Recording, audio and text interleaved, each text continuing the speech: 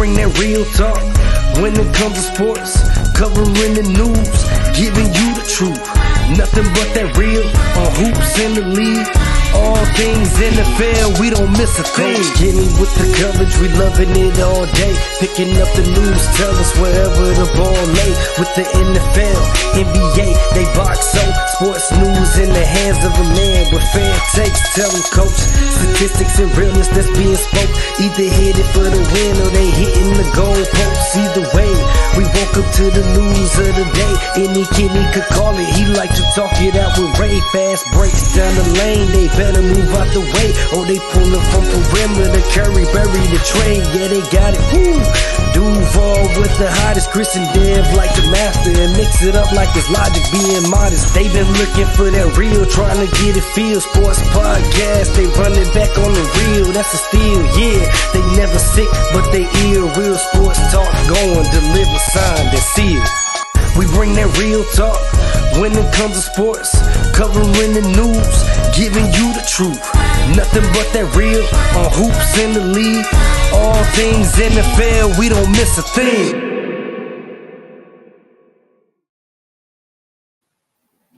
Happy Thursday, everybody. My name is Chris Brown. I got my guy Kenny with me, and you're now here to another edition of Real Talk Thursdays. Kenny, how you doing, my friend? I am great. I'm great. We got me and you, mano y mano. It's going down. So it's going to be a lot of fun. I'm doing great. How you doing? Man, I'm doing awesome. You know, after last night, we're going to talk about it. But, let's read the messages. I got my monitor up here. But let's read the messages. You send me a text in the group chat. You ready to fire on your Sixers? Yeah. I said, why, brother? I never had a doubt. Never had a doubt in that game. I'm not believing you. I ain't gonna lie to you. I never had it. Now, if Doc Rivers was my coach, I would have had a doubt. But with Nick Nurse, I never had a doubt. Now, that's just a preview of what we're going to be talking about today. It's a lot of NBA news. Before we get started, Kenny, let the people know what you got going on. Yeah, man. So we got a new episode of the Any Key Video Show coming out on Tuesday. I got a musician and a producer, author by the name of Tim Clinton. He's an award-winning producer, and he's gonna be on with me on Tuesday at 6:30 live on the Minds of Creativity channel, which is part of the All Sports All Plays Network. So tune in. If you go to the Minds of Creativity channel, you can already see it there. Live stream is all set. He's ready to go. I'm ready to go. And so I'm looking forward to that. So Tuesday at 6:30 p.m. Eastern Standard Time on the Minds of Creativity channel. New episode is coming. Amazing. Now, let's get started. We got to talk about Jonte Porter. As you guys know, I'm a betting man myself. And Jonte Porter was just given a lifetime NBA ban. Yes. He was caught basically wagering on himself. And not only wagering on himself, but letting people know what to bet on him. So somebody placed the $80,000 parlay player prop to get back $1.1 million. And then that wager was frozen. And that kind of started this whole thing. So basically, he was telling people to bet on his unders. And as a result, he ended up being found, suspended, investigated, and everything that came out, and now he has received a lifetime ban. So, Kenny, what's your thoughts on Jonte Porter? Well, he was clearly made an example of by the NBA. And it's unfortunate because the NBA is just now is kind of reaping what they've sown in terms of partnering with these, they've partnered with the sports betting companies. Yeah. So now you're seeing the offspring of it and the negative side of partnering with it. There's a saying that all money isn't good money. So, and this is what I'm sure how Jonte Porter is feeling right now, because he basically took the short money, and now he's messed up his long-term prospects. Basically, he's going to have to go overseas for the rest of his career to be able to make a good living. Now, Hmm. not mind you, you can of course make a good living overseas. You know, um, we had my guy Alvin Young who made a long. He was over there 15 plus years, played over in Italy, and made a very good living. So it's not that you can't, but that's not the ultimate stage is the NBA. And the Absolutely. place where you can make the most money and have the most awareness is, you know, as the old saying goes, there's no place like home. So I feel bad for him. But like you made this decision, like you got to live with the consequences of your actions. And I think if the NBA, I think, is going to have to address this, not just with him, but they're going to have to make more measures, do more training, do more. Because I did watch All the Smoke with Antoine Walker, and he was talking Hmm. about how he was working with the Players Association. So they're going to have to do a little more, whether it's the orientation, not just the rookie orientation, but the veterans as well. Excuse me. They're going to have to do more to really educate them to understand like the consequences and the ramifications of what they're doing and how they're just, you know, this could be exhibit A of how to ruin your career. Yeah, I'm with you. Like when this situation first was brought to my attention, I'm thinking to myself, there's no way. Like maybe he bet on a different sport, and now they're seeing it. But the fact that he really basically threw away his NBA career over what? You know, you didn't make that much money off betting. Yes, you gave out great advice. Somebody won $1.1 million. I'm just assuming he was going to get a percentage. But was it really worth it? Because I tell you all Short the money. time, I tell you all the time, I have league pass. And so I was watching him and he was getting, 20, 25 minutes a game, and what especially with the Raptors and all the injuries they had in their front court. And I'm not saying he was playing at a great level, but he was playing decent. I think he could have been a decent role player on the team the way he was building up, and the fact that he threw it away for no reason. And I'm just saying, like, and I saw Gilbert Arenas say this, I would never bet my under anyway. Like you were playing decent enough to where your over wasn't that high. 6.5 points. You get 7 points in 20 minutes. If you was gonna do it, why not why not bet your over? Oh, betting your over is not suspicious because they're gonna say, oh, you was hungry. Betting your under, you know, Yeah, and it's just not good. But I'm glad taking I yourself out of games, like there yeah, was a lot of stupid. suspect actions and activity that he was doing that just says he has a serious problem. Honestly, and I'm glad Adam Silver honestly gave him a lifetime ban because with player prop betting and NBA betting in general becoming more accessible to all these fans, you never know what's going to happen. You don't want it to be like the NFL where, guys are getting a year suspension. They're going to still do it. To me, a lifetime ban shows that if you get caught, you will no longer be in this league. Just like the NFL is the best place to play football, the NBA is the best place to play basketball. So if you want to continue to be in this league, I don't care how many times we're going to partner with the FanDuel, with the DraftKings, with the ESPN bets. You guys are not allowed to bet on this sport. And if you bet on this sport, you will never be able to play this sport here with us. So I'm 100%, with Adam Silver and his decision. Finally making a good decision, Adam, because we about to talk about this playing tournament. I don't know if I'm a fan of this anymore. Now, Why not? Tuesday, I'm going to tell you. Okay. Tuesday, we had the Kings and the Warriors, and then we had the Lakers and the Pelicans. I think, if I'm not mistaken, our predictions were correct. The Lakers ended up beating Pelicans in an amazing game. Even with Zion scoring 40 points, and you Yeah, but had I CJ. take Golden State though. Oh, yeah, you crazy. Yeah, I take Golden State. Zion gave you 40 points, 11 rebounds, 5 assists. Even with, guys like CJ McCollum shooting 4 for 15, 1 for 9 from the 3-point line, which is inexcusable. Brandon Ingram shooting 4 for 12. You still had big performances by Trey Murphy with 12 points off the bench. Alvarado was amazing off the bench, Hmm. 10.7 assists. Larry Nance Jr. did this thing off the bench. But with the Lakers, D'Angelo Russell, 21 points. What's your thoughts on this Lakers team? I know they're about to go, against the Nuggets, but when we watched this playing game, and yes, they had a big lead and lost it, they were able to hit some big shots towards the end. How do you feel about this Lakers squad? Um, it was a good win, Hmm. but it's gonna be short term success because I don't see any way that they're able to keep up with the Nuggets. I think it's 5 games. I don't even think it's 6 games. So I think it's 5 games at the most. But excuse me. Credit to first. Let's talk about D'Angelo Russell. Mm-hmm. This is what we thought. When he was coming into the league as the second, number 2 overall pick. This is what we expected to see from him. And Absolutely. on a platform like this, on a game like that, this is what you expected from him.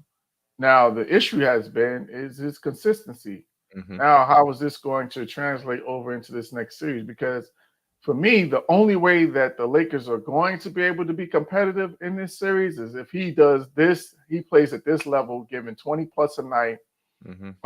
for the entire series. They can't win. They cannot win unless he's playing at a high level, unless AD's playing at a high level, unless LeBron is playing at a high level.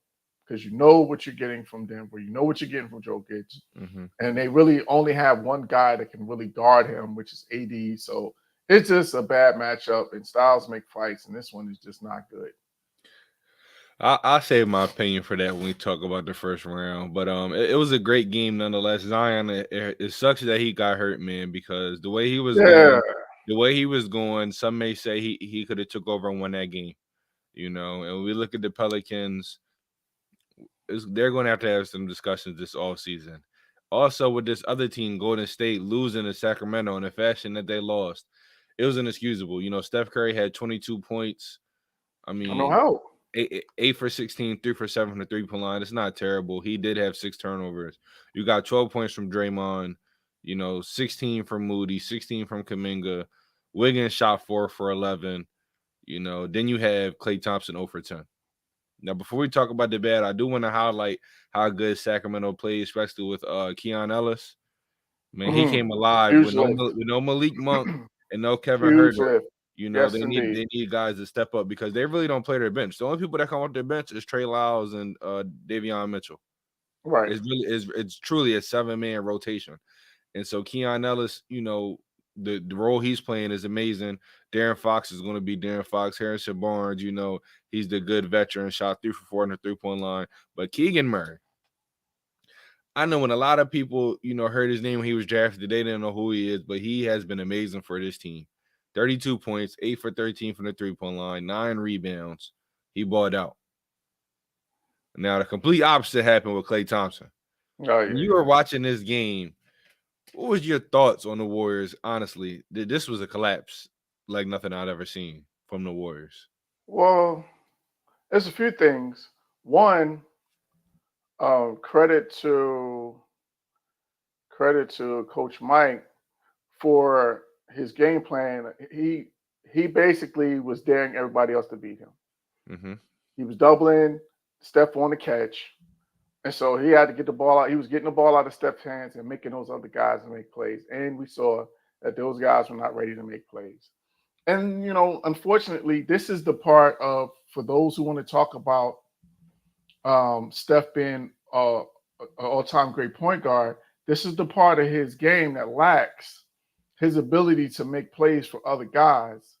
Um, this was one of those games where if he had, this should have been a game where he had 12 to 15 assists. Now, guys miss shots, so I can't really totally put it on Steph. But my point is because he plays on and off the ball and he's used to coming off of screens and things of that nature, the fact that he wasn't able to get that going because they were blitzing him every time on a catch, it made the rest of their offense stagnant. And so that's the trade-off that you get with the abilities that Steph has. So for me, the biggest thing that I take away from this is this time to break it up. Like, and I give Ray his props. He had been calling for it for a while. Mm-hmm. Klay Thompson, he had been calling for Klay Thompson to be out of there. Yes. So I got to give him his props. He was dead on about it, and he's dead right. Like that game right there told you everything you needed to know. And if they having any thought of bringing that team back together and thinking things are going to be the same, it's the definition of insanity. Mm-hmm. Because Klay Thompson is just not he's just not who he was.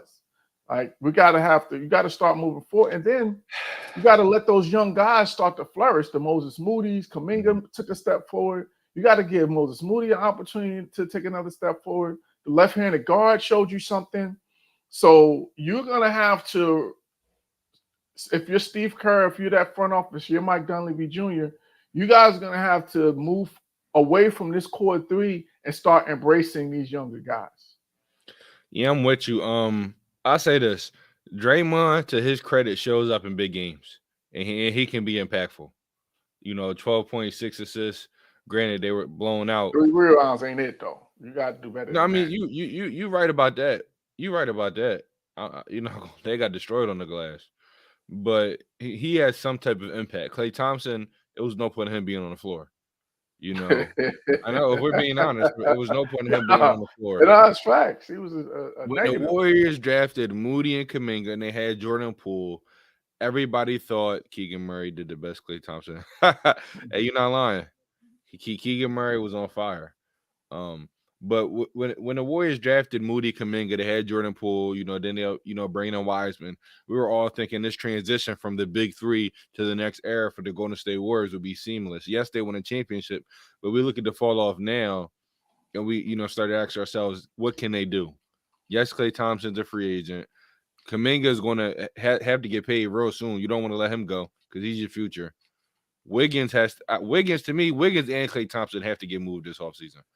And Wiggins, he was the number one pick. People forget that. He's buying into this role right now where he's a quote-unquote two-way player. Wiggins was a 20-point per game per scorer with the Timberwolves. Everybody loves what Anthony Edwards is doing right now. This is what Andrew Wiggins was supposed to do. Let's not forget the hype Andrew Wiggins had was more hype than Anthony Edwards has. And you see the star level Anthony Edwards is at. Andrew Wiggins never reached that level. And yes, he had moments in the championship. He had moments, but after that season, especially now, you're looked at him to score more than 12 points per game. He's looked to be from 18 to 22 points per night. So the fact that he's not doing that consistently, the fact that Kuminga had his minutes is off and on with Steve Kerr, like we might have to start questioning Steve Kerr at this point. Like this whole organization really needs to take a step back and really need to think to themselves, what do they want to do in the future? Because getting blown out like this in a must-win game is not it. Steve Kerr came out and said, well, the talent, from 1 to 10 is all the same. Seeding really doesn't matter. Well, it matters. It shows you were by far. And yes, I might have picked them to win. I did because I had more faith in Klay Thompson. But I forgot how inconsistent he was this season. I had more faith in Andrew Wiggins. Maybe because he hit a parlay or two for me towards the end of the year. I forgot how he really plays. And I forgot how the rotation really is for this team. There's no way Moses Moody is only playing 15 minutes. Every time he sees the floor. And he has 16 points, right? Exactly. 15, 16 points. Every time he sees the floor, he's impactful. Whether that's on the offensive end or the defensive end. The rookie, his minutes have been so spotty as of lately. He was getting consistent minutes, then taken away, then consistent minutes. This team demise and a fall off, it doesn't need to be studied because we know how it happened. They made the wrong moves. Chris Paul was a failure. He was never maybe it wasn't his fault, but maybe the rotations was his fault. He's supposed to bring up the Moody's. He's supposed to bring up the Kumingas, but the lineups is so weird. Chris Paul never became the Chris Paul we thought he was going to be with Golden State. He's not giving you 15 to 20 points per night. He's looking to make plays, but he has nobody to make plays too. Yeah. Him and Draymond on the floor together doesn't work all the time. One of them is going to have to look to score. Yeah, and I think you have to stagger their minutes because both of them are facilitators. So having the two of them on the floor at the same time, that's basically making your offense, you're weakening your offense because you got two guys that are really looking to pass as opposed to score. So I think that's another thing that you gotta that Steve Kerr has to take a hit for. But the funny thing is, though, like I said, to me, when I watch Draymond, he shows up in big moments, and he was the second best 3-point shooter tonight, or a few nights ago. But the Kings are moving on. Those were Tuesday matchups. The Kings are going to go against the Pelicans on Friday. What's your predictions for that game? Mind you, there's no Zion Williams. So let me tell you that Zion's out with I think a hamstring injury. Brandon Ingram, I'm pretty sure he's still on minutes restriction because I don't care how good that team was playing. And that's another thing I want to talk about. That team was playing amazing without BI and CJ McCollum towards then. But Yeah, as yeah. soon as I want to talk Zion about that got too. taken out the game with 3-4 minutes left, I'm bringing those folks back in Yeah, he because y'all brought had an CJ back, opportunity but to he didn't win the bring BI game. back. I Yeah, would have brought BI and CJ back on the yeah. floor with Herb Jones, with Trey Murphy, and probably Larry Nance, and that would have been how I ended off the game because they really couldn't buy a bucket. It was you got to get lucky for a bucket. Bi, as bad he was playing, I'm still going to want to have him on the floor towards the end of the game. But no Zion and be out on that minutes restriction. You think the Kings win this game, become the AC? Yeah, I think the Kings definitely win this game. Um, well, I think two reasons. One, because they slayed the giant. Like they got that over that mental hurdle Mm-hmm. of knocking off Golden State, the team that ended their season. Um, so I think that they're coming in confident. I think that they're coming in with a good rhythm. You know what I'm saying? And then the other most important thing was that the the Pelicans are not winning without Zion. Like he put Absolutely. up a 40 piece. He was He, at their heads, and they could do nothing with him. Like physically, they he can't was do nothing with him. dominating. They He's too could. He was fast. right. He was This is finishing Zion we through him. all wanted to see. Right, and that's what's And so disappointing, man. That he was, putting up in his first opportunity in the playoff he setting. he showed me that he's back in that superstar conversation. Not a star, but he's back in that superstar conversation, like how he was. I remember his first game as a rookie, and we like, what is this? We ain't seen nobody this height, this strong, this fast, jumping this high. Zion's back in that conversation, and his finishing ability, I don't think it gets talked about enough because No, no, for sure. And he finishes with both hands. exactly, he's more than just dunking. Like Giannis, Yes. Giannis dunks the ball all the time. Zion is finishing with crafty moves. I mean, I don't know. He was pretty healthy this year. Everybody talks about street clothes. Zion played a good amount of games this year, He 65 did. plus. He Zion, played AD, over 70 Kawhi games. Leonard, Yeah. all these guys that saying they street clothes, they played 65 plus games now. Yeah. But I I want to can't call touch them on street that. clothes. But I want to touch on that point that you made. And I'm gonna give you props because one of the issues with Doc Rivers was that when guys were struggling, he didn't trust the guys on the bench to give Oh them no yeah, I'm opportunity. about to talk about that. Don't worry. Yeah, so look, I gotta give Willie Green, I gotta give him props for Great that coach. He's been a great because coach. he saw that CJ was struggling, Mm-hmm. he saw that Bi was struggling, and he Mm-hmm. went to the bench, and those guys stepped up to their credit. So I got to give Willie Green a lot of props for that. Yeah, I'm with you. Willie Green, every single year you hurt when it matters the most. I mean, these be some freak injuries. Now we're not going to sit up here and act like these just willy nilly injuries, but I'm gonna respect your opinion, but yeah, Willie Green's been an amazing coach, improving to win column every single year. Like we all talked about, they were the team that was a top 6 seed before all the injuries. Um, so it just sucks that they're getting hit with injuries towards the end of the year. But yesterday, we had the Eastern Conference playing games. We had my Philadelphia 76ers beat the Miami Heat 105-104. You had the Bulls completely dominate the Hawks, especially in that third quarter, 131-116. Now, this Sixers and Heat game, I'll be honest, I told you, I was never worried because we do not have Doc Rivers as the head coach. Like you said, Doc Rivers doesn't make adjustments. He keeps his Oh, quote unquote main thing the main thing, and he would have kept a guy like Tobias Harris out there in the fourth quarter. You know, he would have kept guys out there struggling in the fourth quarter. Granted, Tobias Harris played a good amount of minutes, but Nicholas Batum 20.6 for 10 from the 3-point line. So he did his work. Doc really doesn't go to his bench guys like that, if we're being honest. Doc doesn't make adjustments, if we're being honest.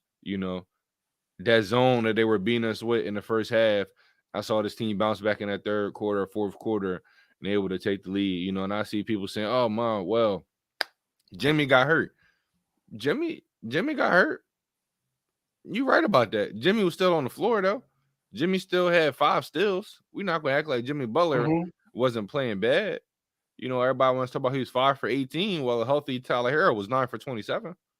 So You on the floor, you on the floor. I don't make excuses when Embiid's And playing he at didn't make excuses, so we're not gonna make exactly. excuses I'm for him not if I'm he's not not making making excuses for excuses that himself. Embiid's still playing at 60% after his knee almost blew up. You know, it is what it is. Jimmy Butler's if he's on the floor, he's on the floor for a reason.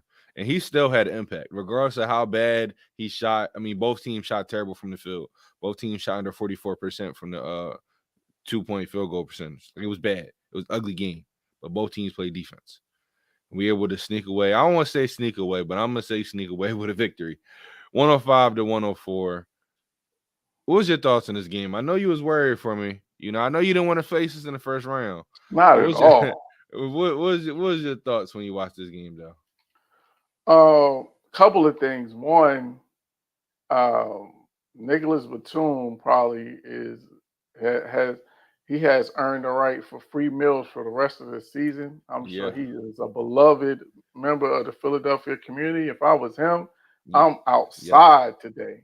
You understand me?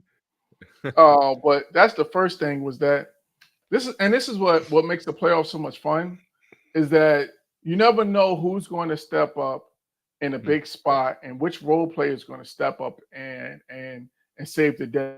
And for Philly, that was Nicholas Batum, whether not only offensively but defensively, that backcourt violation that he caused, hmm the defensive against Tyler Hero when he was, on the blocking that the 3-pointer. So he was just huge on both ends of the floor. And man, I don't know. I don't know. This might be a little before your time, but Tobias Harris has turned into Charles Smith for me. Like he, and the first, I think it was the first quarter, either the first quarter or the second quarter. Like he had 2 point blank layups at the rim, and he couldn't finish. Like he was looked like he was just concerned about getting fouled. Like he just was not mentally there. And I gotta, you gotta give Nick Nurse credit that he went to that bench and and we talked about Kelly Oubre, how big of a pickup that was, and hmm he came to the party and he stepped up. He had a huge and one off a Even great pass by he Embiid. played Yeah, some pestering defense, even though one of he them was did. called a foul. He made an impact. You know, when I look at Tobias Harris and his terrible spacing, which he has, I don't know what's going on in his head. But it's like sometimes when he's not scoring, what impact does he have? I don't have to question that with Kelly Oubre.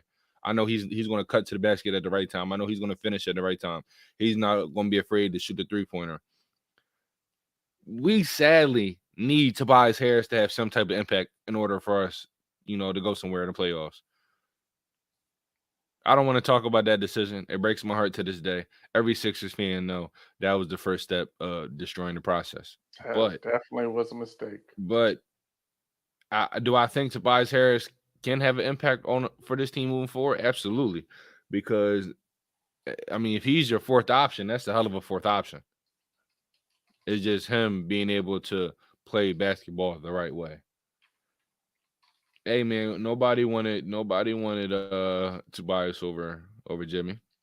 But it was deeper than that. It was us keeping it. It's a long story. I don't even want to get into it. You're gonna have me get on the soapbox. But we face y'all in the first round. We're gonna give our prediction soon. But go ahead, let the people know um what our bet is for this series. Oh yeah, so we got a jersey bet on this series. So basically, the bet is whoever wins, the loser has to win. So when the Knicks win, I will be mailing my Julius Randle jersey to Chris for him to wear for the entire show, and vice Yes, versa. and with my Sixers, when I think about which jersey I want to send them, but it's definitely gonna be a hell of a jersey, hell of a jersey. That next playing game, as we wrap it up, we don't got to dive into too much. The Bulls. Well, I'll say this: the Bulls won. Who wins? Bulls and the Heat, mind you. There's no Jimmy Butler, and Yeah, there's no Terry Rozier. yeah, that's I'm bold. going. I'm going with Chicago Yeah, same, same. And and shout out to uh, Kobe uh White. Kobe, man. I've been a fan of Kobe Is he? White since North Carolina, and when he came out, I'm finally happy that because people forget he's 6'5". He's not a short guard.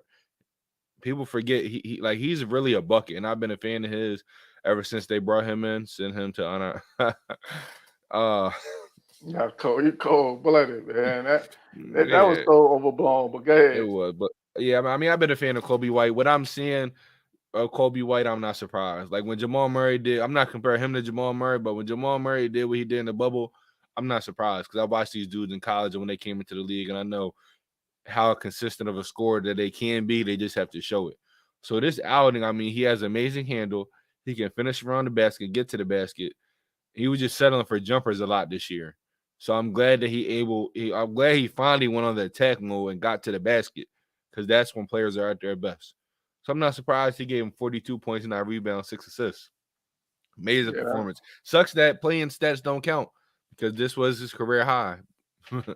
But what a performance by him. But my question to you, though, before, I'm going to let you talk about Kobe White. Do the Hawks break it up? Do the Hawks break it up? Trae Young or DeJounte Murray, has this tandem ran its course? Do the Hawks have to choose one? A lot of people say, oh, it's Trae Young. I don't think it's that easy no more after these past couple of years.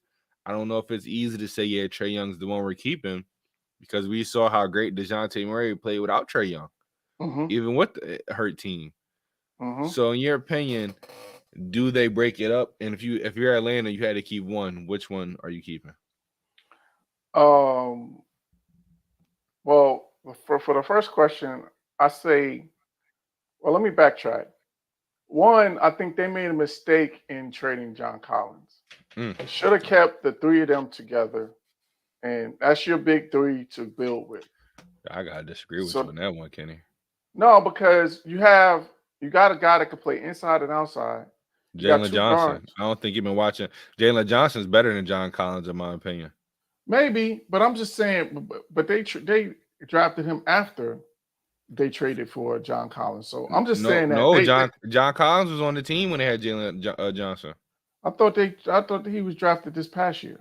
Jalen Johnson been in the league for a couple years. Okay. All right. So that's my bad.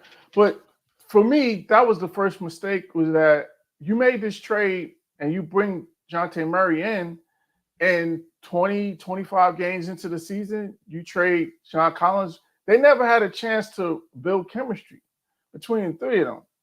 Now, to your point, if Jalen Johnson is the better fit, okay. But to me, I think you have to build around the two of them because they're they both bring a quality that can help the other. One, Jonte Murray has the size to be able to guard the twos. Mm-hmm. They could both be facilitators and play on and off the ball. So I think that it's just sometimes, and I don't know if it's a part of society or what, but we get a little impatient. We don't give these lineups like you think about the Nets with their big three with Harden, Kyrie, and KD. We never Mm-hmm. saw that thing fully, materialize because they blew it up halfway through before it could even get a chance to really to see what it could be. So I think that I would trade some of those younger pieces, whether it's the Adrian Griffin, is that his name? AJ Griffin? He's junior, right? Yeah, I know he's talking about the guy. He's at the end of the bench, don't even play. Yeah, Adrian Griffin's Mm-hmm. son. I'll put him probably. What's my man's name? The swing man, number 12. His name is escaping me. Young boy from Virginia. Oh, Daniil Hunter, who didn't show up at all last night, messed up Yeah, my so parlay. I'm putting a couple of those young guys in a trade to try to bring like a veteran presence. And I'm trying to think Mm-hmm. of Hunter. Thank you, cuz. Um, I I'm trying to think of who would be a good fit, but I'm trading for a veteran. Point is that I'm getting rid of they have a lot of young players, Mm-hmm. and I'm trading for, even if you got to put Capella in the deal, I'm putting together a package to get a legitimate front court scorer, somebody that could play inside and outside, play with their back to the basket, someone that can, that you could dump it down to and make a play to kind of even up, because right now they're a little too perimeter oriented. I think that's the problem, is that they rely too much on the dribble and too much on the jump shot between that backcourt. So I think you need somebody that's going to be able to play 15 feet and in, that's going to be able to make plays, to be able to score, and that's going to be a threat that you have to account for. So Um, I mean, I'm curious. Like when I look at this yeah, team, that's an interesting there, one. That's an Jules interesting one. is. Randall, yeah, that's an I mean, interesting one. I don't. I don't know. When I watch this team and I keep giving, I hate giving league pass, such flowers. But I'm glad that they brought it in, honestly, because if you love basketball like I do, I just sit there and watch a whole bunch of games. But when I For watch sure. this team, you know, you have your two backcourt guys, and then you have Bogdanovich. That's kind of their three, backcourt guys. But then you have Hunter, Jalen Johnson, Sadiq Bey was really those small forward, power forwards. To me, none of them are true scorers. Like Daniil Hunter, he may score every now and then, but it's rare that they give it to him and say, go get a bucket. It's rare. And when he had opportunities last night, he pulled a Klay Thompson. Honestly.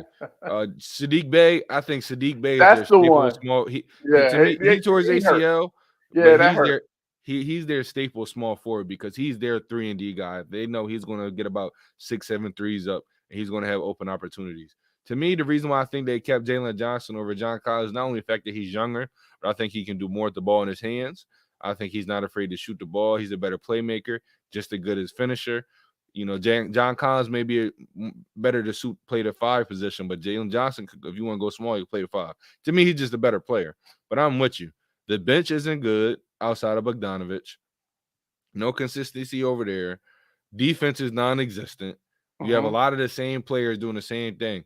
Right. So to me, this whole roster needs to get retooled. Right. If you want to be somewhat competitive in this Eastern Conference. Because not saying it's about to be like the West, but the East is ramping up. And I know you have missed Trae Young, but this team has been a playing team throughout the entire year. So it's not like Trae Young getting hurt, ruining their chances of being the top, 7 seed. They haven't been good all DeAndre year. Hunter. Yes. DeAndre Hunter. That's right. Yeah. I couldn't think of his name. And don't get me wrong, he's a good player, but you have to. He's a very good player. I might even take him over Tobias Harris at this point. But who would not take over Tobias? But that's neither here nor there. I love Tobias. Let me stop. Let me stop hating on my guy. But they really need to figure out who their core 3 players is. Yes. And move on from there. You got to choose between one of those point guards, in my opinion.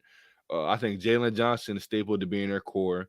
Then you have to choose if you're going to go Onekwu, who's their center they drafted a few years ago from USC, or Capella. Because Onekwu, even though he's hurt, he's been a guy that's been stretching the floor out, can rebound, can defend. Capella just that veteran big that a lot of teams could use. So maybe you can trade him now while his value is high because they do have a backup trade Capella.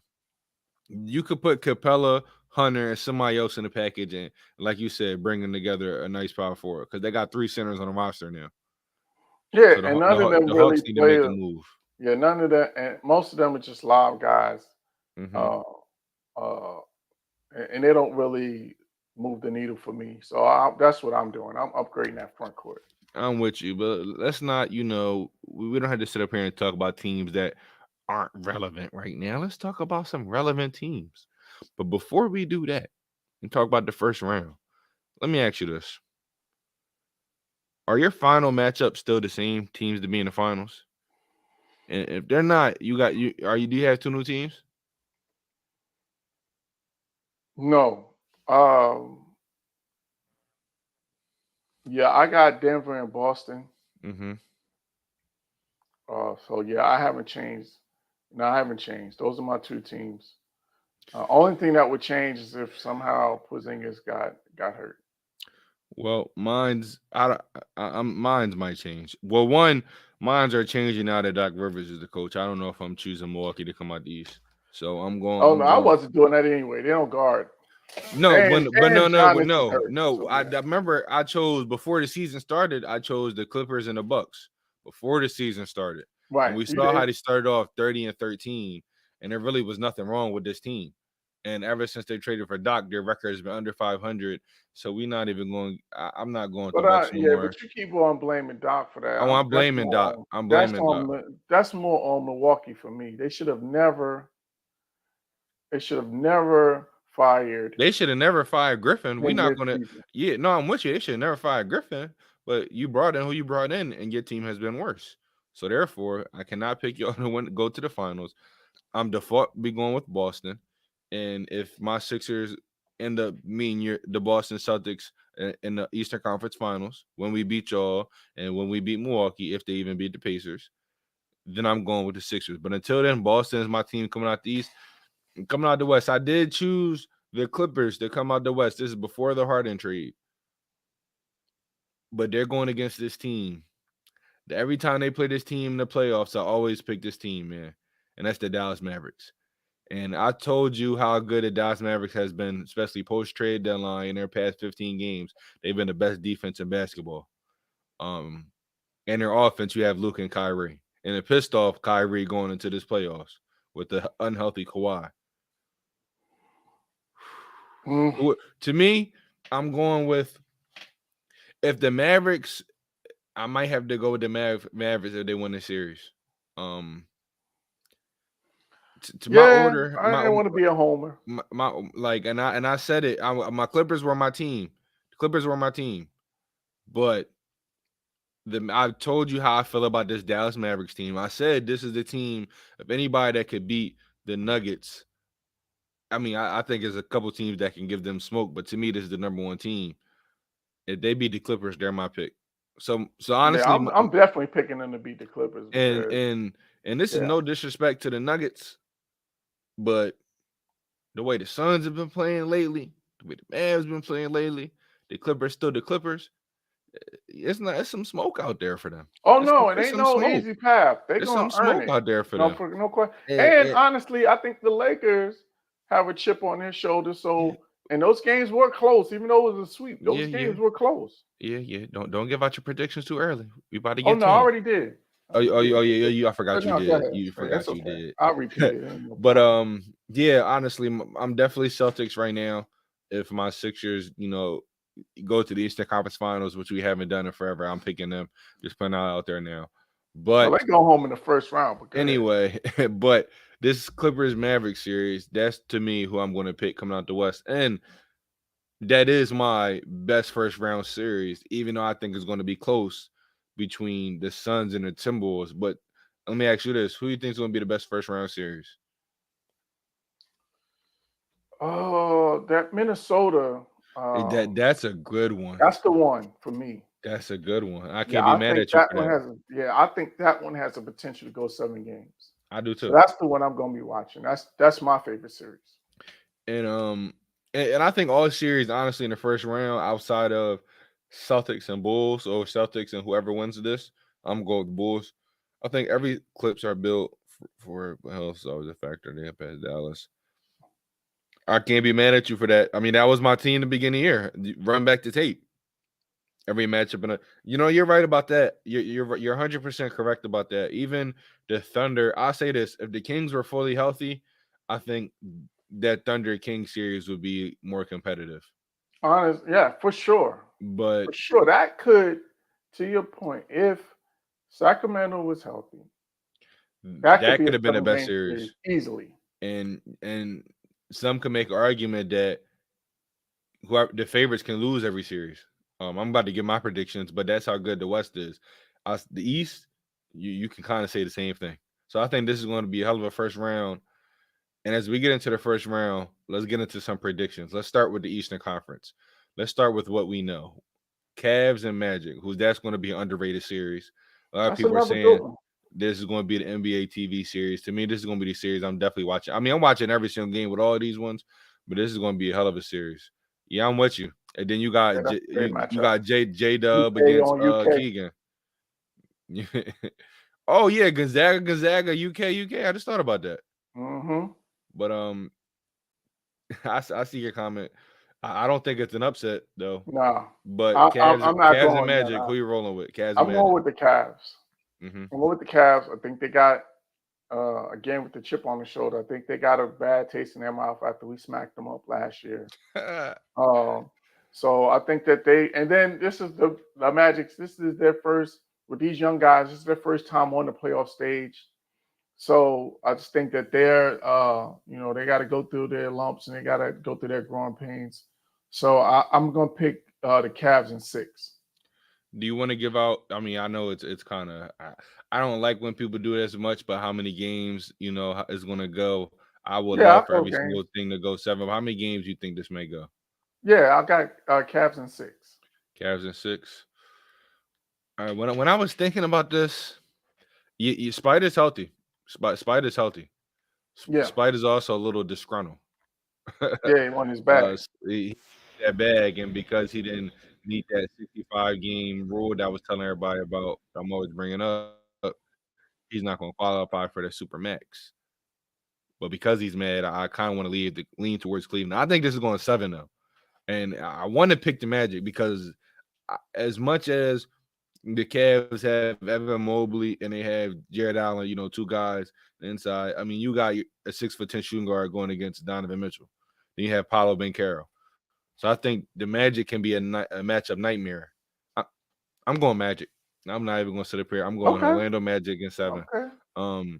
I think they're a matchup nightmare. You can go, Paolo, Jonathan Isaac, Wendell Carter, Franz Wagner. You can go 6'10" all across the board. Oh no, that's I'm super long. But Cleveland is long too. That front line You is got really 6 long with foot. You got Mobley. 6'1" and 6 foot as The your point backcourt guard is and shooting guard. the backcourt is small, but the front court is really long. Yeah, I'm You with, got but they're going to Mobley and Jared Allen in that front court. and that's it. Other than that, the whole team's small. The Magic, everybody on their team has length. Yeah, they're longer. Yeah, but I'm So just saying those two guys are I'm really with long. you, but I'm making those two guys defend. I'm gonna throw a bigger lineup out there, and I'm gonna make those two guys defend. I think it's gonna be a great series, a low scoring series. I'm going with Orlando Magic though. Won't be surprised if Cleveland win, but my heart's telling me Magic, and I don't want to switch out from it. I'm gonna say Magic in 7. Now, let's go to 3-6 matchup. The Milwaukee Bucks and the Pacers. Now, don't forget the Pacers are 4-1 in this series. However, every game, if I'm not mistaken, was played without Pascal Siakam.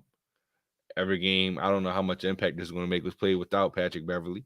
But also, we have Giannis Antetokounmpo being out, I think, for the entire first round, but definitely to start this series. Who do you have winning this matchup? The Indiana There it Pacers. is right there. You got the Us Pacers? already. Yeah, I got the Pacers because not a sweep though. You got to relax. Sweep is crazy. Yeah, that's crazy. They ain't gonna at least get a game or two out of it. But I'm gonna go Pacers in 6 because, to your point, Giannis is hobbled. I don't think Giannis is going to play at all in this series because you don't want us to have a KD situation. Nope. You know what I mean? So, and I just don't think without him, that's their advantage. And without him and the way that they defend and as lethal offensively as Indiana can be, I just think this is a bad matchup all around. So I got the Pacers in 6. Yes, Doc is coaching. Yes, Doc's coaching. That's why I really want to lean towards but I have to say this. I think it's going to go 7, and I'm going Indiana.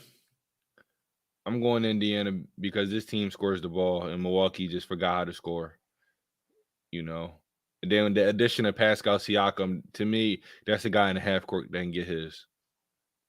They really didn't have that, in my opinion. The guy that they did have, Ben Mathurin, like I told you, he's out for the rest of the year. But bringing up Pascal Siakam, he was getting buckets. but then their bench, I mean, they run a gun with TJ McConnell, so it's like they barely miss him. Yeah, and but, my guy from the Knicks, Obi Toppin. Yeah. This team, it's hard going against Dame Lillard. Dame's going to get his because Pacers don't defend. Neither one of these teams don't defend. So this should be a fun series to watch. It's going to be a fun series to watch, fun series to bet on. But I'm going Indiana. I'll say this though, to make it quick. The way that Tyrese Halliburton played in March, it frightened me. March and then how he kind of ended February really frightened me. He wasn't the same guy. I know he had the injury and then he wanted to play, barely play. To me, he won that 65 game all NBA max, and he really wasn't the same player, but he's picking it up. And to me, he's the X factor. If Tyrese Halliburton is not the guy shooting 7, 8, 9 threes and half almost, then they have no chance. He really needs to score 20 points and throw 12 dimes. Dame is miserable. I think that's more off the court than on the court. Yeah, but to me, Tyrese Halliburton has to be the X factor. Dude, you got to score 20 plus points. You can't go out there scoring. They got to play to a draw. Him and Dame got to play good draw. You got to play like how you were that first half of the year, where everybody was screaming, "You're a top point guard, you're a top point guard," and now it's like you came back to reality. I know injuries hit and they set in, but it's time for you to lock in. You have all this time, couple weeks, days go by to get healthy. It's time for you to play at the All-Star if you think you're all NBA level. They need him to play like that if they're going to win. Because I'm not going to discount, the championship mentality that the Milwaukee Bucks have. No, you do. And you got guys that are battle tested with Brook Lopez and Middleton. Mm-hmm. Bobby Portis. This is what, in order for the Bucks to win, Bobby Portis has got to score 20 a night. He's got to step in and fill in that void of Giannis and score 20 a night. And Middleton has to score 20. And Middleton has to almost flirt with a triple-double. Yeah, they got to be mid-20s. Him and Middleton and Dame got to be between 24 to 28 points a game. And then Malik Beasley got to hit 4 threes a night. Yeah, he's got to knock down shots. Connaughton's got to do his thing. Pat Bev's got to come in. It has to be a menace on Tyrese Haliburton. Like, add those intangibles. So they need all those parts working together. I'm interested to see him on TJ McConnell because that might be the most important matchup of the series. Because what McConnell does is give life to that second unit and kind of give life to the team. And he brings them back where he keeps lead. He's one of the best guys off the bench. If Patrick Beverley can slow him down, that changes the whole dynamic of the series.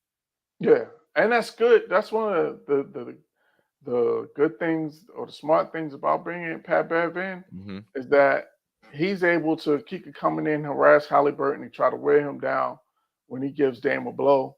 And I could see them actually playing together and moving Dame off the ball so that he can score more and not have to, facilitate the offense as much. Yep. But that's Doc got to make he's gonna have to change his ways and kind of be more. Yeah, that's not happening. So let's go ahead and talk about the series we really want to talk about, and that's the Knicks versus 76ers. Yes, now, sir. Of course, I'm going Sixers. Of course, you're going Knicks. Try to convince the people why you think you have a chance. It's nothing to convince. It's just stating the facts. We look at the regular season. You already talked about you got a hobbled Embiid. Yeah. We're clicking on all cylinders. We got OG back. We got we got Jalen Brunson playing at an MVP level. So everything we got home court advantage. So it's in the words of Spike Lee, it's orange and blue skies, baby. It's all about the Knicks, and New York is going to do what we do. New York is going to stand up. We're going to send Philly back down the turnpike with that L in 5 games. Okay. I mean, in 5? 5. Oh, yeah.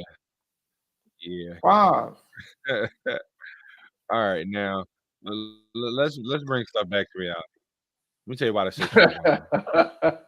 As hobbled as Embiid can be, you can't stop him. He's not healthy. Is the biggest. I mean, he's not healthy, but he still can give you 30 with his eyes closed.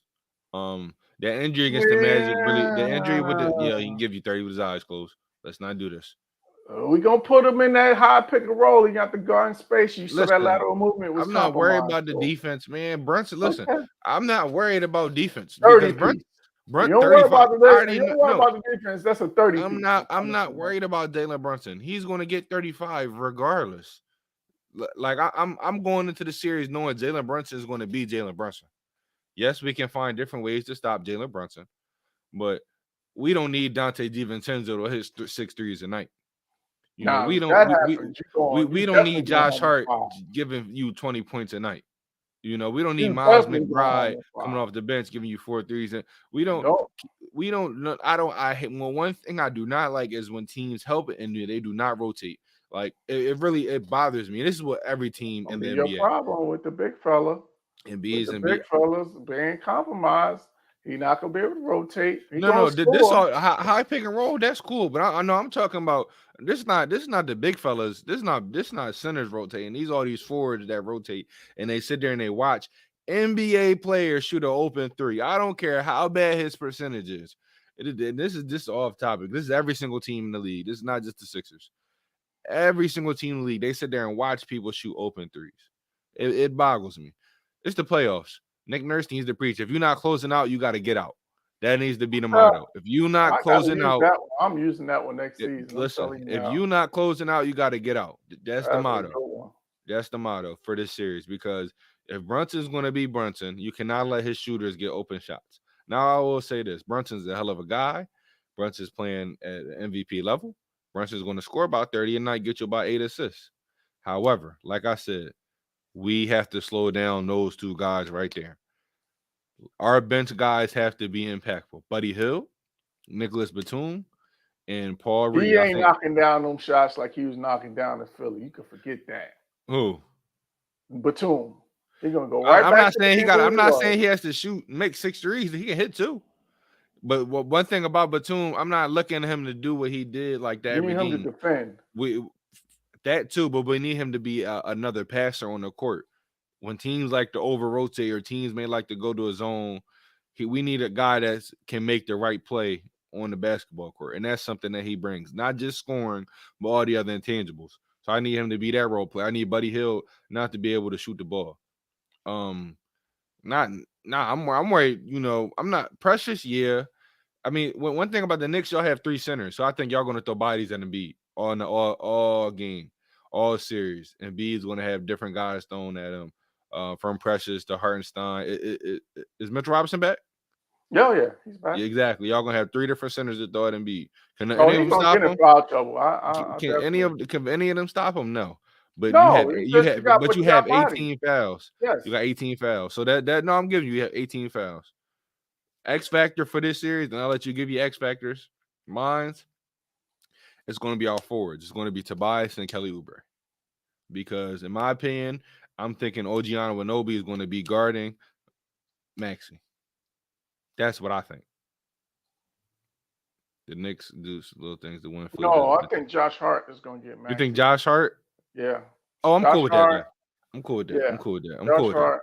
Yeah, Josh Hart will cool get with that that. assignment. I ain't worried about that though. No more. But I they'll, ain't worried. McBride will get that assignment. I ain't worried about him either. Maybe DiVincenzo. I ain't worried. I love Dante Delaware, dude. I ain't worried about that neither. Oh. I worry about all NBA caliber defenders, and that's OG Anunoby. So. Oh no, he'll get they're going again. It's going to be a few.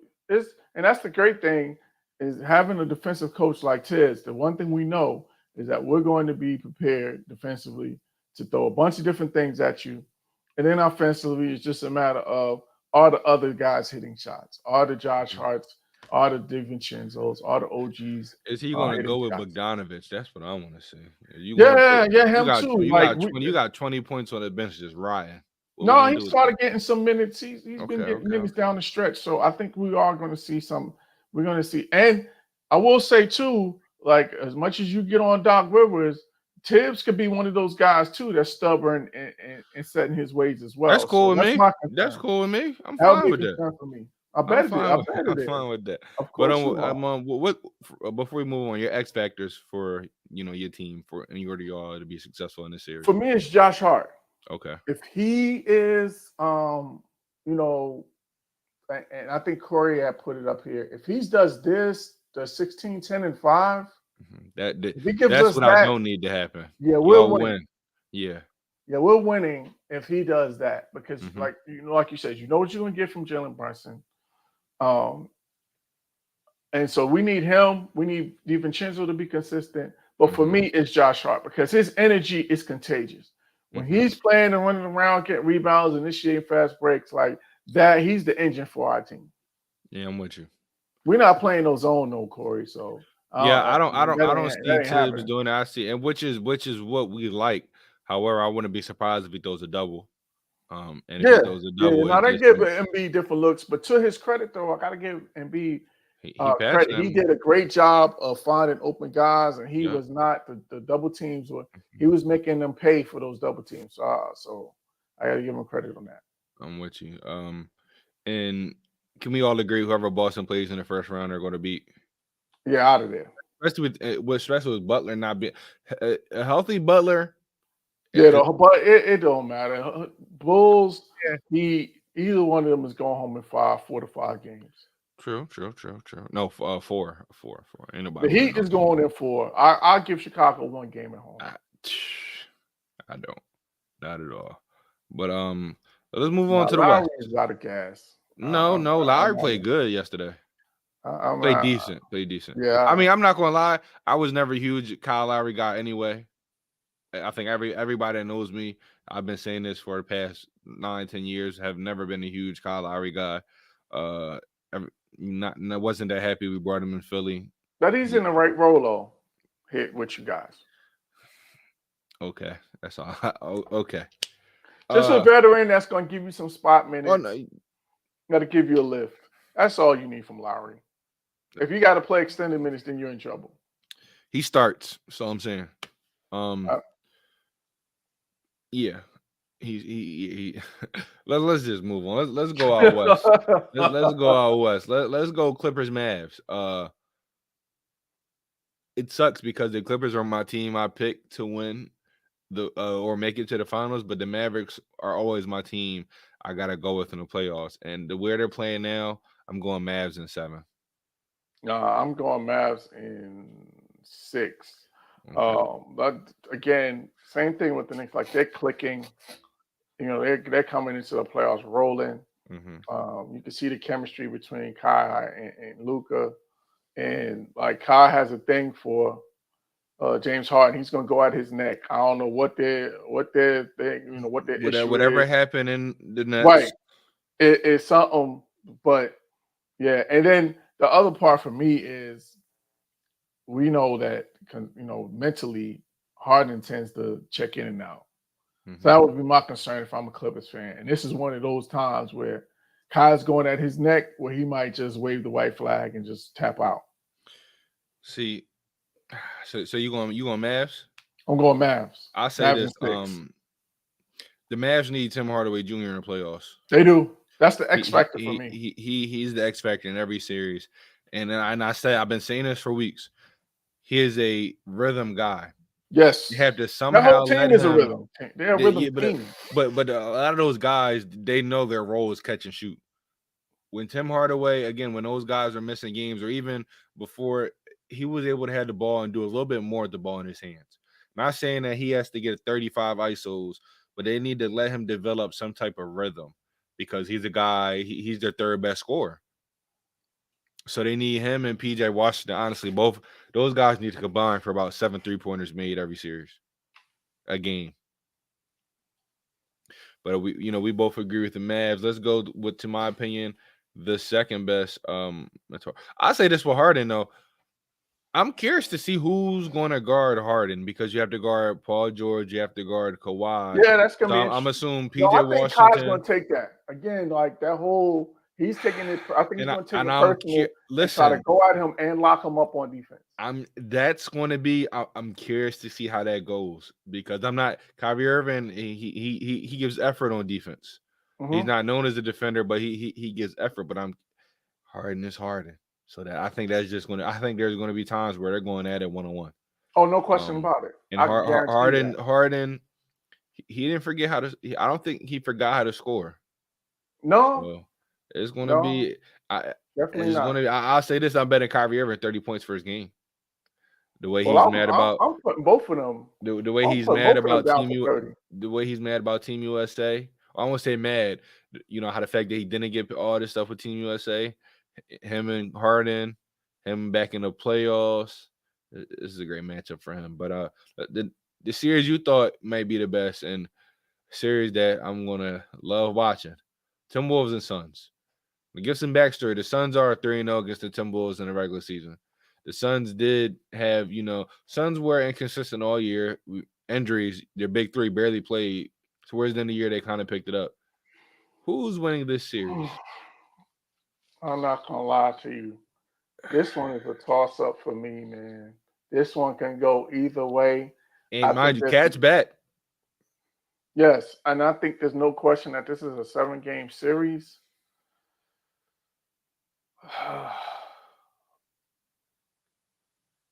Oh, this is so tough. I'm gonna go Minnesota. I'm going Minnesota. I think Anthony Edwards has ascended to superstar status. I think he has, again, a point to prove. He wants to show KD that, it's a new sheriff in town. Like, your time as being one of the top 5 guys. It's my time to knock you off that pedestal. So I'm gonna go with that narrative, and I think that I'm gonna pick Minnesota in 7. And they have home court advantage. So They I'm do, yeah, I'm they going do. So Minnesota. who's the X factor for you in this series from Minnesota, Oh, or is just your stars got to deliver? Stars got to deliver, but I'm going Mike Conley. Interesting. I think Mike Conley has to be consistent offense, not necessarily a threat, but he can't be 5-on-4. Like he's got to make himself available and knock down shots. Knock down that 3-pointer. You know what I'm saying? So yeah, Conley is my X factor for Minnesota. For Phoenix is Grayson Allen. If he's knocking down shots, then they win. Yes, I'm going with Phoenix in 6. Like I said, 3-0 during the regular season. I know the regular season, but they saw this team when they weren't at their best. Timberwolves weren't at their best, and they were still victorious every single game. I think this Suns team has finally figured out what's working for them. I think Bradley Beal. The question about Bradley Beal was how would he be the one adjusting? Because we all know he, as the third guy, would be adjusting, and he's came alive these past couple of games into the season, not only on the offensive end but the defensive end. He's taking the challenges. He guarded De'Aaron Fox in the fourth quarter, helped them win that game. He dropped 30-something points on the Timberwolves when they played the last game of the season. They have 3 offensive guys. The Timberwolves don't have 3 defenders in that starting lineup. If you want to put Karl Anthony Towns with Kevin Durant, good luck. So I'm serious. Good luck. But you know what though? Honestly, you could do that because Cat likes to float on the perimeter though. Yeah, so you could get away with that. Let's test out how that meniscus is. We're gonna put you on that elbow, that island. I'm gonna hit you with a bop. Let's see how you flowing. I'm gonna hit you with another bop. Pull up. Let's see how that knee is. Okay, you won't fall from a blow by you. Let's test that knee, Karl Anthony Towns. Came back a month off of meniscus. So I'm gonna hit you with that double cross. Let's see how you flowing. I'm gonna hit you with the third one, the hezzy. Hard left to right too. So let they're one of the best left rights ever. So let's see how let's see how you flowing. But for me, I'm nobody. Well, I say this, nobody. But this is my thing, Corey. If you want to put, let's say they go small, Karl Anthony Towns at the 5, he's guarding the 5. So you want to put, a Jaden McDaniels on the Kevin Durant and Anthony Edwards on Devin Booker. Who's guarding Bradley Beal? Bradley Beal was a 30-point per game scorer. You don't have another third defender to guard Bradley. So have fun with those 2. Bradley Beal could do what he did like that last game of the series and give him 30. So it's going to be, I think they're going to rotate on who guards who. It's going to be a hell of a matchup, hell of a series. I'm going Suns in 6. I think they know what they have to do to be victorious. And this is the playoffs. We said stars got to be stars. Well, they got more stars. And they have the star. They do. And for me, Minnesota's younger, so they're younger. But I think it's going to be close every single game. I think it's going to be close every single game. But is Rudy Gobert going to be able to play in the fourth quarter? And are the bigs gonna play big? Are the bigs even going to play? Because my X factors for me are, and I think Grayson Allen, he's been consistent all year, so I'm going to keep him in that consistent lane. My X factors are the bench guys for both teams. Royce O'Neal and Eric Gordon, and even Bol. And then for the Timberwolves, Nickeil Alexander-Walker and Naz Reid and Kyle Anderson. I think it's going to be an 8-man rotation for both teams. Let's see how you guys match up, because Royce O'Neal is another guy like Grayson Allen. If he's hitting threes off the bench, he can play in the fourth quarter and he can pass the ball. Eric Gordon was a guy that when Bobo's been playing as of late, the past, the second half of the year, and he's been giving you some good minutes. So Bobo was able to give you some good minutes. That helps. But Eric Gordon was a guy when Bradley Beal and Devin Booker were both missing games, was giving you 15 to 20 points a night. So if he can get back to that consistent role off the bench, this team is scary. Now, for that reason, I got to go Phoenix. I think it's going to be close every single game. I don't think it's going to be a blowout because the Timberwolves are the best defensive team in the league. I'm going to give them their credit on that. But I think the Suns, They know what they have to do to win games, and they're a team that was brought together to win more than games, but a championship. I don't think they ended off in the first round, so I gotta go Phoenix in 6. That's fair. That's fair. And And I hate that it's against the Timberwolves. they Let were me say put this. together specifically for this type of Mhm. series. Like you have three guys that what are you going to do? Everybody's going to be Yeah, singled up, y'all play and defense, we play offense. that's it. Y'all And play who can well. knock it down? Yeah. Who's going to win Mhm. their matchup at the end of the day? And to give, before I move on, the Suns their credit, like I said, how Bradley Beal has been locking down the defense. Kevin Durant's arguably first team all NBA on the defensive side. What he's doing on the perimeter, how he's taking charges, how he's blocking shots. The Suns can play defense when they need to. They just have to buy in and lock in because they got a defensive coach. But again, y'all play offense, y'all play defense. We play offense over here. So let's not forget 100%. Devin Booker and Kevin Durant. They was combining for 70 total points. Plus, they both combined for 20 assists last year in the playoffs. Now you add a Bradley Beal. I love this team. I do. I love Phoenix. So I got them in 6. Now, I know you gave your predictions for Nuggets Lakers. Can you elaborate more on why you Yeah, go with the for sure. Nuggets? Again, the fact that you really only have one big in terms of AD to be able to guard Jokic, who's the best player on the court for both teams. And you really don't have a center to really guard because Jackson Hayes, he ain't it. He too light in the pants. Like he's You're just not lying. not. You're not lying. He's You're not just not. lying. You're not Yeah, lying. he's just not good enough to be able to guard Jokic. And I think that this is going to wear 80 down, and Mhm. you need 20 plus from 80. But the fact he's going to work so hard 25 defensively, plus. you know what I'm saying? Like the fact that he's going to have to do so much defensively to one slow down, keep Jokic under control, which is impossible because the offense runs through him and he touches the ball on every possession. Like that's a lot. Mhm. So, and he's already banged up coming into this. So, if he was healthy, then maybe I would give them more of a chance. But the fact that he's coming in banged up, Mhm. I just can't see And that I didn't unless like what I LeBron saw. just goes into the time machine and goes to the into 35, 30, 35 a night that 2017 or whatever that year was, or 2013, whatever it was when they Mhm. upset the Warriors. Unless he goes into that bag. And the other part is I just don't trust D'Angelo Russell to consistently do what he did the other night. I just don't see that he's going to do that for 5 games or 6 games, however long this series is. And so for all of those reasons, and that they don't guard well on the perimeter, that's funny.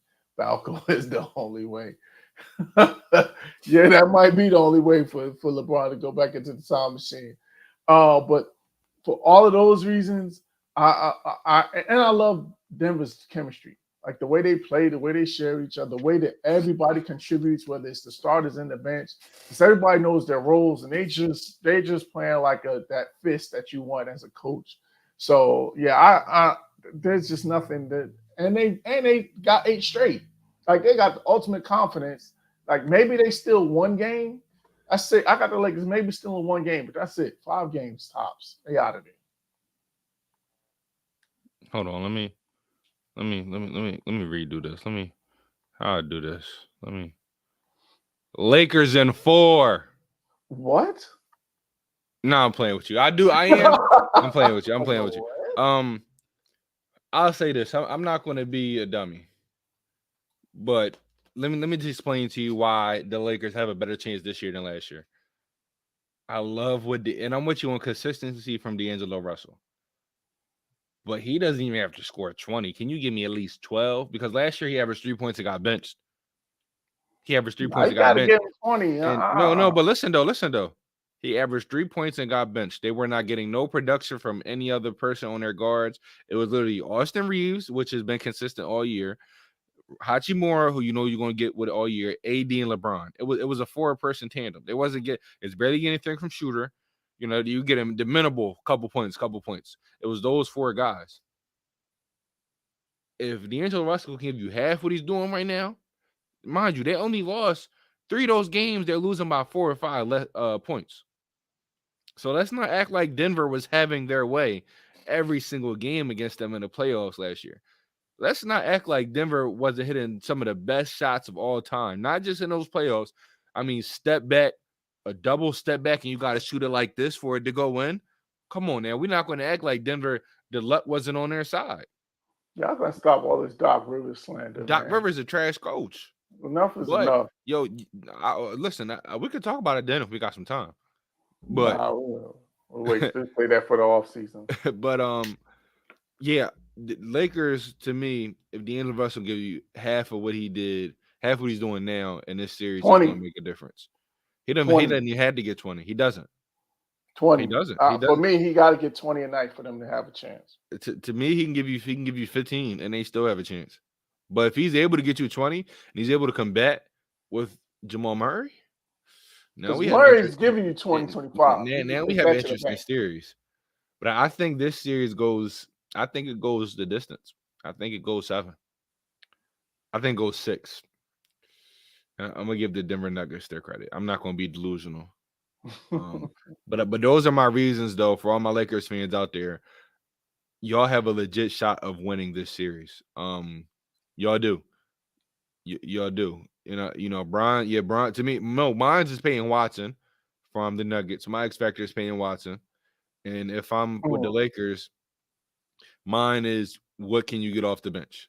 Gabe Vincent is back. He had a very good game against the Pelicans, but you have him and Spencer Dinwiddie off the bench. You have Jackson Hayes. To me, listen, run the floor. Your only job. That's it.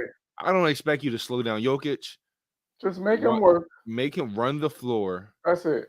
And that's all you got to do. But for me and Torian Print, like really, they're going to go a short. Yeah, he's got to knock down shots. They're going to go a short 9-man rotation. Torian Prince, you have to hit your threes. All those guys, y'all have to hit your threes because LeBron's going to make the right play. You're going to have a wide open shot. Can you knock down that shot? Yeah. Torian Prince got to knock down shots. Gabe Vincent's got to come in and give them a lift. Austin Reeves got to give you 15 to 20. Like, they need 3 20-point scores. I don't care how you got to do it. Yeah, like you got to have Reeves and Russell they have to average at least 35 together. Yes. Agreed. But I think it's going to be a very close series. Like last year. Yes, the Nuggets swept them, but if you watched every single game, the Lakers had opportunity. No, it was close. That's why I said. That's why I said 5 games. I think they'll still win this time, and they won't get swept. Now, if the Lakers win, Dev might throw a party on here. But those are our first round matchup predictions. Oh, let's say this. Oh, we got to do the 1-8. Yeah, Kings. I mean, let's say the Kings win. I mean, are you going Thunder regardless? Because I know with the I was going Celtics regardless. Are you going Thunder regardless? Because Zion's out for weeks, like Jimmy Butler. Yeah, I'll go Thunder in 6 games. Yeah, I'm with you. I say this though: a healthy Kings make this a interesting series, and I still think it's an interesting series. But the Thunder are first seed for a reason. I think those guys are going to elevate their game, and I think Gordon Hayward's value is going to show in the playoffs. I think it's going to show in the playoffs. Now, to wrap it up as far as the NBA before we talk about this fight this weekend, or actually, one team, if the Lakers win, is because Tim Donaghy was the ref. Hey, man, come back, Tim. So you be killing right now. Tim would make millions right now. But one team. If you had to pick one team out of all these teams, they lose. If they lose and they will blow it up, which team would it be? You think they lose in the first round? They're blowing up.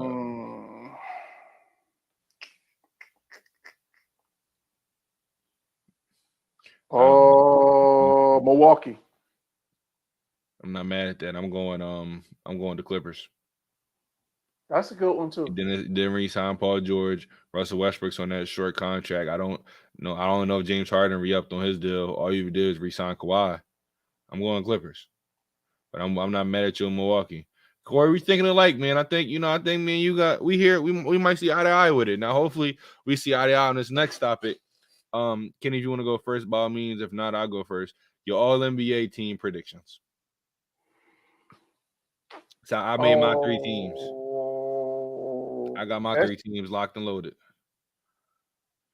All NBA first team. I have 3 teams. You could do your first team. I got my Yeah, I'm 3 just teams. gonna do first team. Okay. SGA, Jalen Brunson. Mm. SGA, Jalen Brunson, Jokic.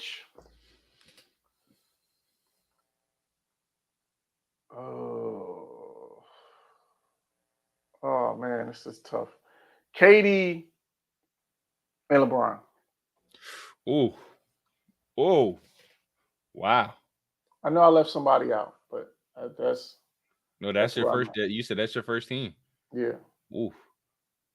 SGA. Oh KD. my gosh! Wait, no, I got to go back. I'm switching up. Luka, Thank you. SGA, Okay. Jalen, Uh-huh. Jokic, Uh-huh. and KD. I'm not mad at that. For me, and I mean, my first team is SGA, Luka, Tatum, Tatum, Giannis, and Jokic. Yeah, that's another one. That's my first team: SGA, Luka, Tatum, Giannis, and Jokic. Yeah. My second team is Brunson, Ant-Man, Kevin Durant, LeBron James, and Anthony Davis. Another one. It's hard, man. Yeah, that's my second team. My third team is the one that's going to scratch some feathers to some people. Well, not to me. Tyrese Maxey, Steph Curry, Paolo Banchero, Devin Booker, and Sabonis. So I got guys like Tyrese Halliburton not making All NBA. I have a guy like Kawhi Leonard not making All NBA. And to me, there's always gonna be a snub. To me, is no way that the league is not pushing Paolo right now as a number 1 pick that led his team to a top 5 seed, could have been a 4 seed. Had an amazing year, was an all-star. His numbers are just as good, if not better, than Kawhi Leonard. So you can't tell me why I think he doesn't deserve this nudge to me. Second team, I don't got to explain the second team. Brunson, arguably first team. Kevin Durant, arguably first team. Ant-Man, I don't think there's no way in the world he's first team. Not to if you think so. But I think he had a hell of a year, none to say the least. AD was amazing. LeBron has been amazing. And then that third team, I mean, you can't tell me 27-7 is not first team, third team All NBA with Devin Booker. Saying, like, Devin Booker. You can Tyrese Maxey has been more consistent. To me, Tyrese Maxey's been more consistent than Tyrese Halliburton all year. Yeah, Sabonis has been, I think, by far the third best big man that fits into this list. He's been the third, fourth best big man that fits into this list. Curry, he had an amazing year. So to me, those are my 3 All NBA teams.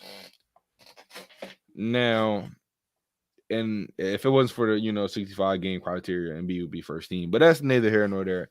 Now, before we give our predictions for the final April 20th, we got something to show the people, Kenny.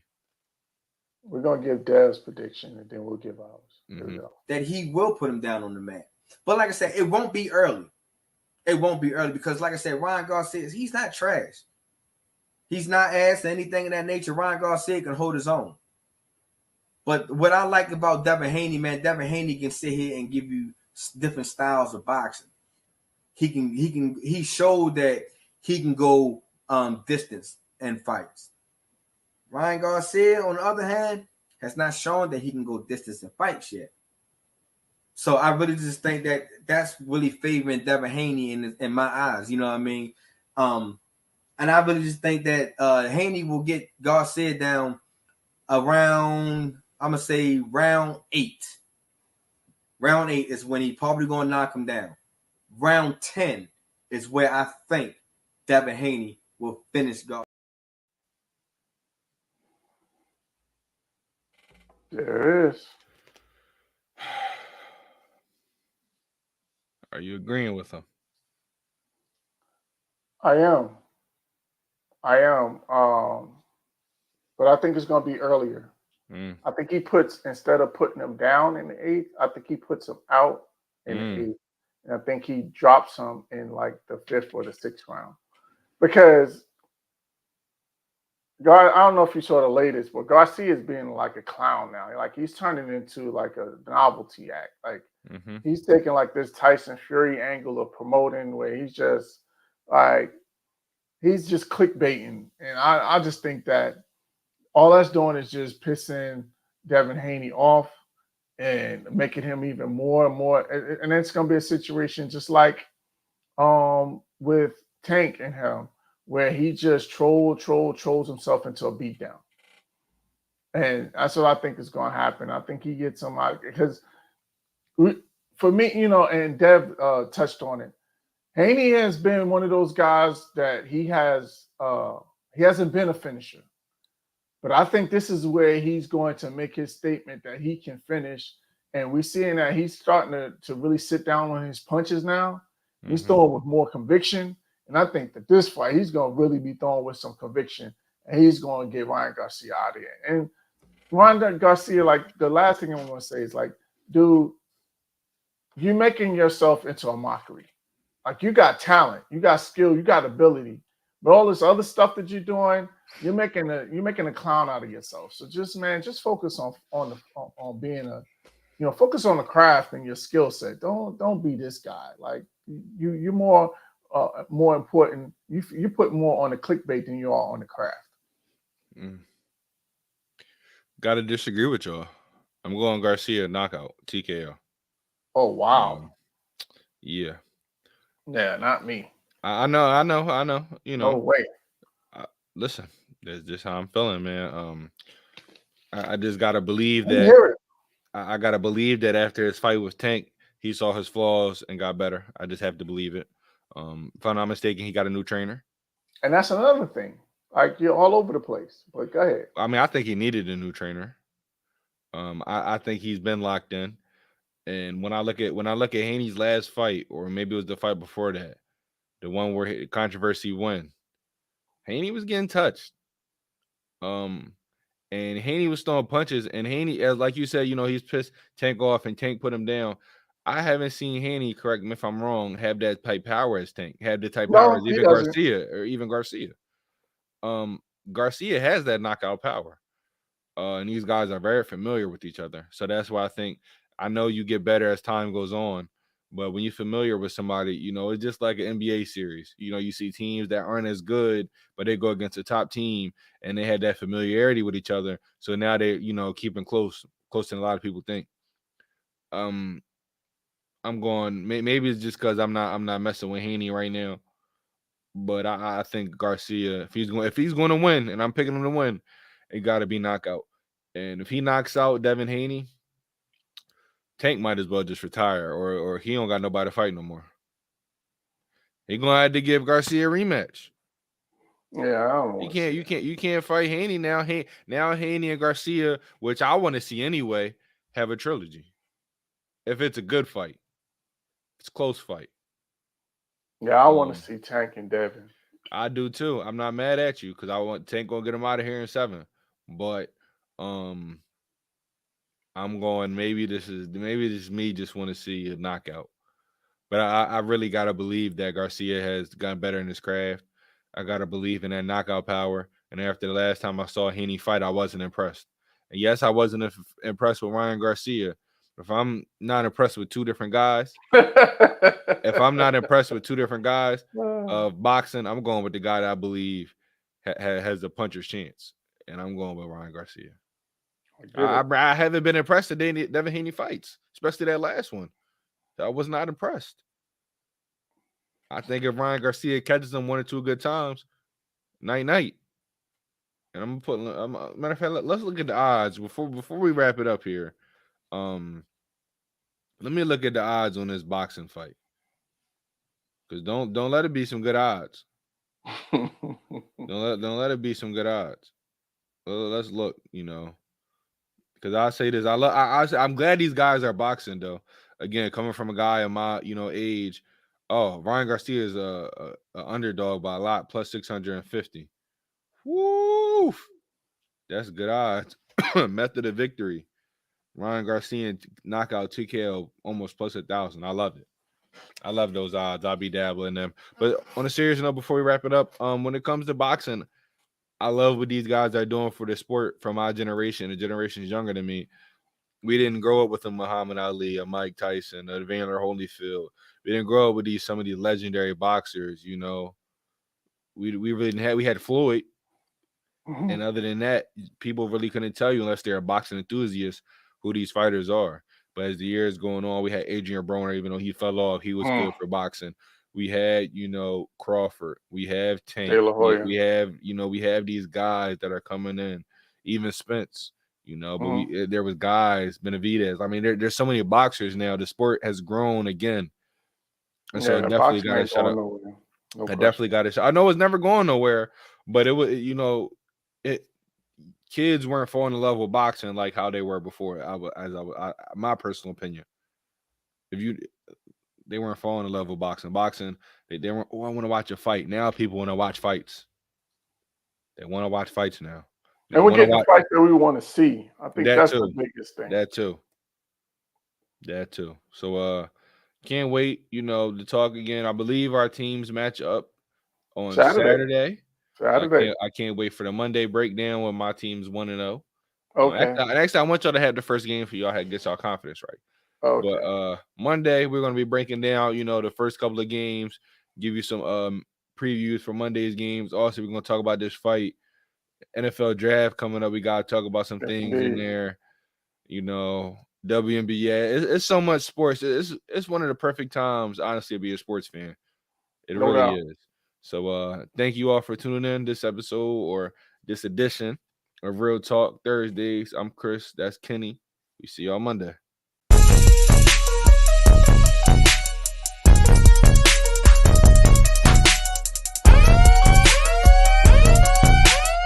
And the keys, tempo, they time, let's go. We bring that real talk when it comes to sports, covering the news, giving you the truth. Nothing but that real on hoops in the league. All things NFL, we don't miss a thing. Getting with the coverage, we loving it all day. Picking up the news, tell us wherever the ball lay. With the NFL, NBA, they box so. Sports news in the hands of a man with fair takes. Tell them, coach, statistics and realness that's being spoke. Either headed for the win or they hitting the goalposts. Either way, we woke up to the news of the day. Any kid he could call it, he like to talk it out with Ray. Fast breaks down the lane, they better move out the way, or they pulling from perimeter. Curry bury the trade, yeah, they got it. Woo! Duval with the hottest, Chris and Dev like the master, and mix it up like it's Logic being modest. They been looking for that real, trying to get it feel. Sports podcast, they running back on the real. That's a steal, yeah. They never sick, but they ill. Real sports talk going, deliver, signed and sealed. We bring that real talk when it comes to sports, covering the news, giving you the truth. Nothing but that real on hoops in the league. All things NFL, we don't miss a thing.